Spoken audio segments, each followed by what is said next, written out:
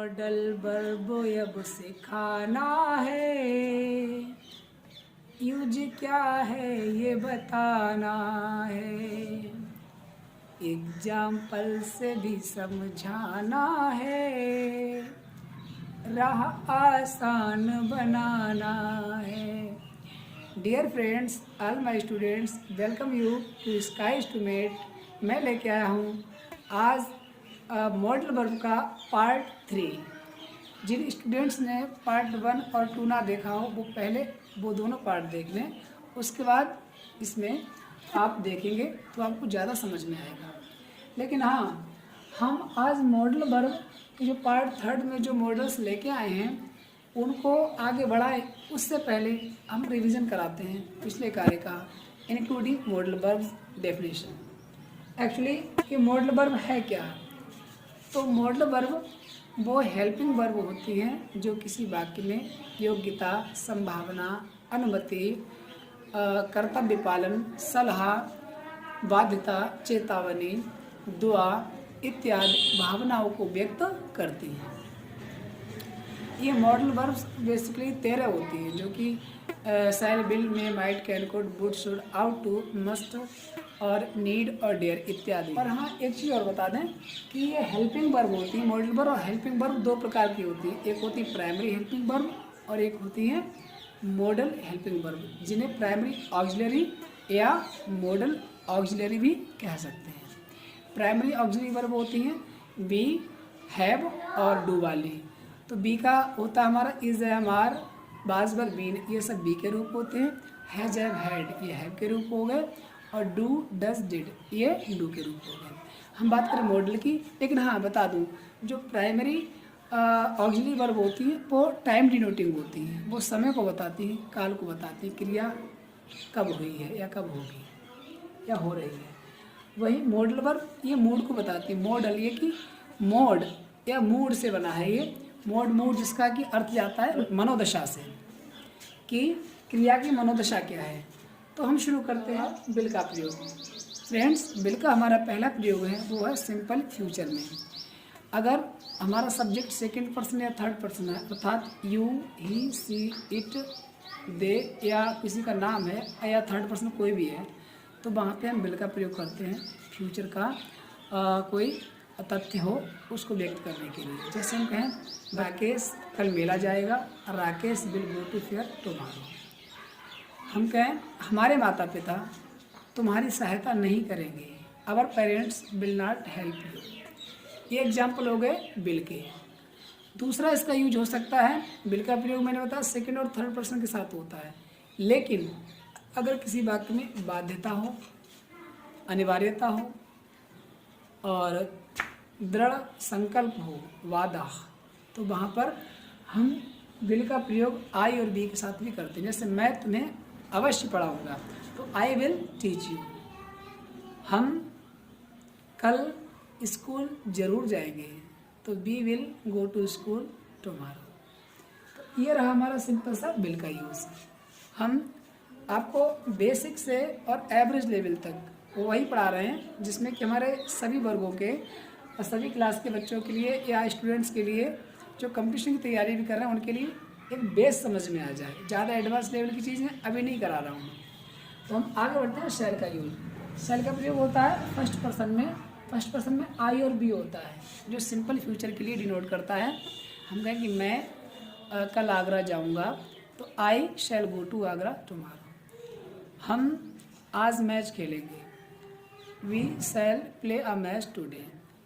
तो ये तो हो गया फर्स्ट पर्सन में फ्यूचर को बताने के लिए। ये हमारा ट्रेडिशनल मेथड है, ट्रेडिशनल रूल्स हैं कि आई बी के साथ में शैल का प्रयोग होता है और आई बी को छोड़ करके जो भी सेकंड और थर्ड पर्सन है उनमें विल का प्रयोग होता है। लेकिन वही वाली चीज़ अगर हमारा डिटर्मिनेशन हो, थ्रेट हो या वार्निंग हो, अर्थात दृढ़ संकल्प हो, वादा, इरादा, चेतावनी या आदेश हो, तो ऐसे में शैल का प्रयोग सेकंड और थर्ड पर्सन के साथ हो जाता है।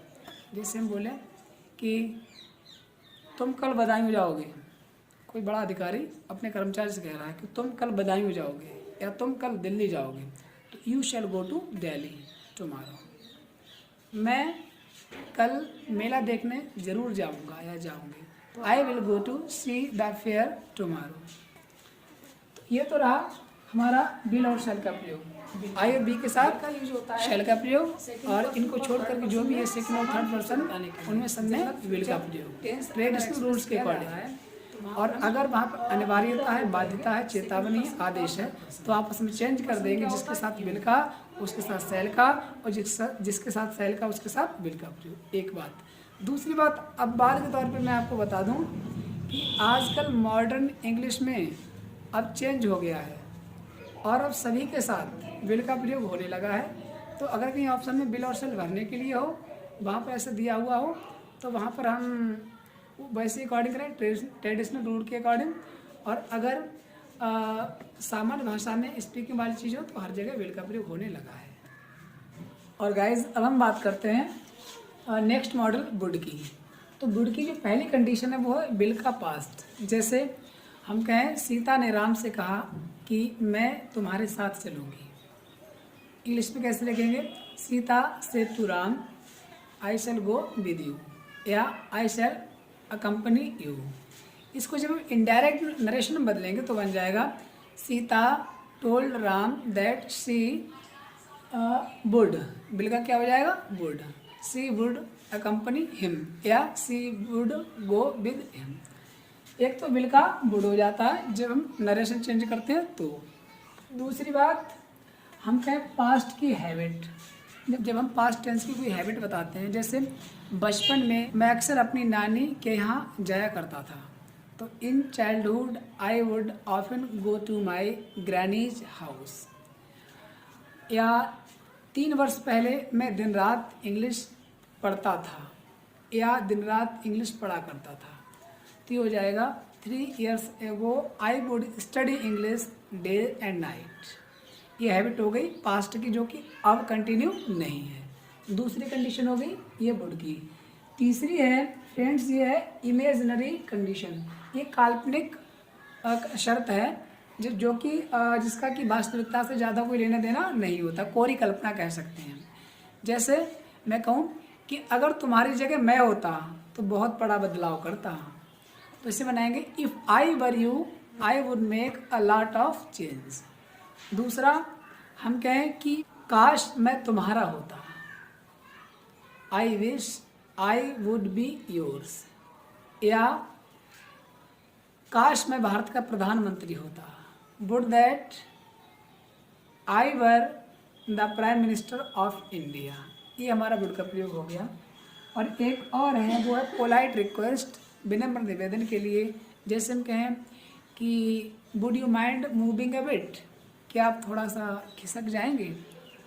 दूसरा, would you please take a coffee और टी, क्या आप कृपया चाय या कॉफ़ी लेना पसंद करेंगे।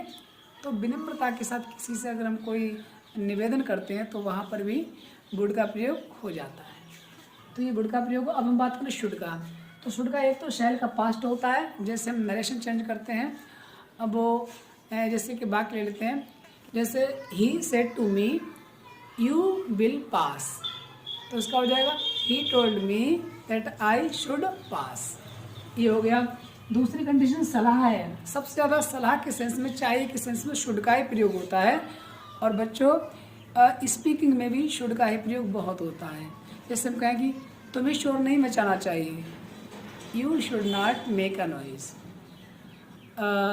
विद्यार्थियों को अपना समय बर्बाद नहीं करना चाहिए, the students should not waste their time.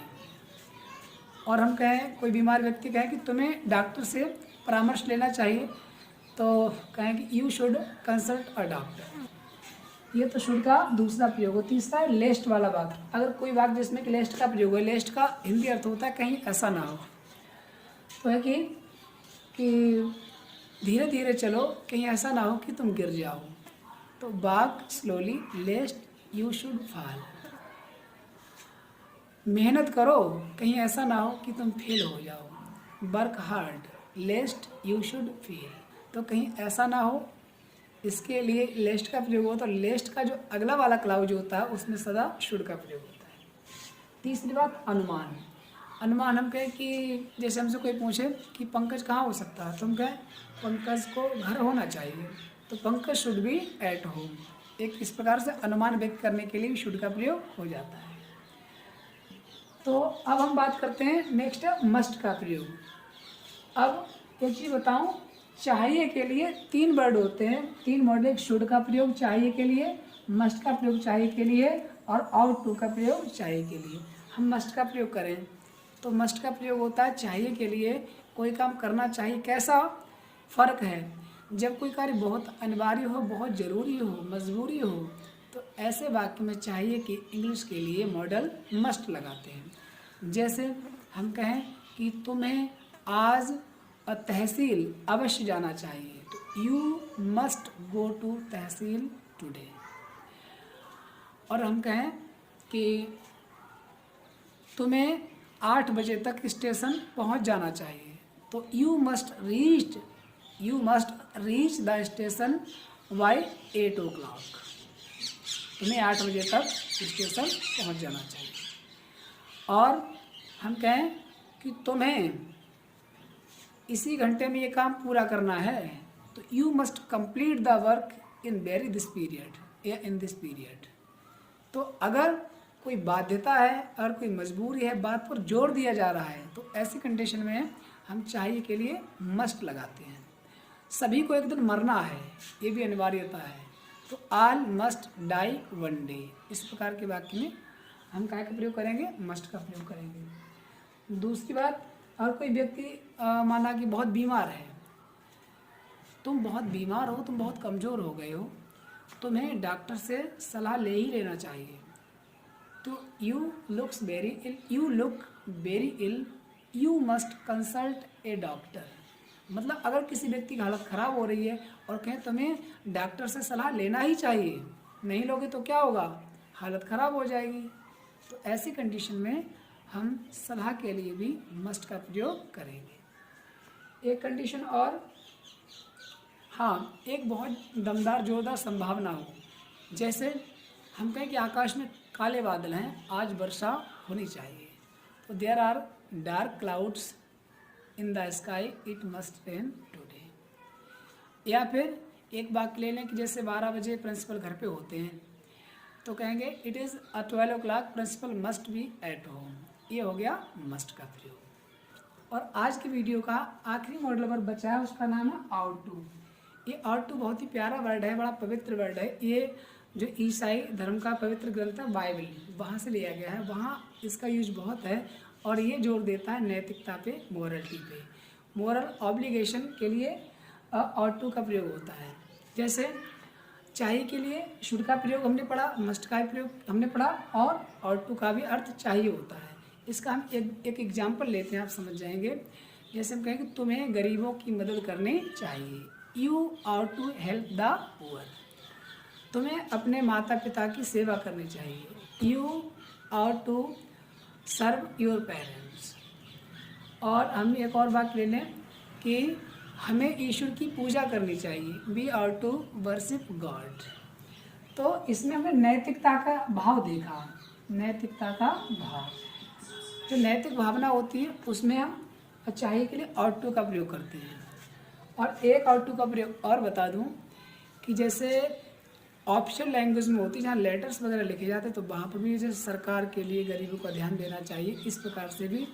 और भी ऑफिशियल लैंग्वेज में जिसे हम फॉर्मल लेटर्स कह सकते हैं, वहाँ पर भी आउट टू का प्रयोग चाहिए के सेंस में कर्तव्य पालने के लिए, वहाँ पर भी आपको आउट टू का प्रयोग देखने को मिलता है और वो ठीक होता है। अब हम आपको बताना चाहेंगे कि शुड मिस चाहिए, मस्ट मिस चाहिए और आउट टू मिस चाहिए, इन तीनों में बेसिकली फ़र्क क्या हुआ। और कोई सामान्य सलाह है, और स्पीकिंग में आपके लिए बहुत ज़्यादा शुड का प्रयोग होगा चाहिए के लिए लगाने के लिए। तो सामान्य सलाह में आप लोग चाहिए के लिए शुड का प्रयोग करें। और कोई कार्य बहुत ज़रूरी है, आवश्यक है, अगर वैसा ना करोगे तो उसका रिजल्ट बुरा हो सकता है, उसके परिणाम गंभीर हो सकते हैं, तो वहाँ पर चाहिए के लिए मस्ट का प्रयोग करेंगे। या जोरदार संभावना तो मस्ट का प्रयोग करेंगे। और नैतिक भाव है, नैतिकता वाला विचार है, कोई नैतिक कर्तव्य है, तो वहाँ पर आउट टू का प्रयोग करेंगे। हाँ, संभावना वाली चीज़ और बता दूँ, सबसे ज़्यादा संभावना है तो हम मस्ट का प्रयोग करें, और कम संभावना है उस तो मे का प्रयोग करें, उससे कम संभावना तो कुड का प्रयोग, सबसे कम संभावना है तो माइट का प्रयोग करें। तो बताइए स्टूडेंट्स, कैसा लगा आज का वीडियो। मैंने प्रयास किया कि आपके लिए ये सभी जो मॉडल वर्ब हैं उनके लिए हम बारीकी से समझाएं कुछ एग्जाम्पल के द्वारा, और उम्मीद करते हैं कि हमारे ये वीडियो आपके ज्ञान के लिए बढ़ाएगी। और आप हमें कमेंट बॉक्स में बताएं कि आज आकाश साफ है, आज शायद ही वर्षा हो, तो इस संभावना में हम किसका प्रयोग करेंगे, ये हमें कमेंट बॉक्स में बताना। मे, माइट या मस्ट, इनमें से आप बताएंगे हमें। तो बने रहे हमारे साथ। आपकी सफलता हमारी प्रसन्नता। Thanks for watching.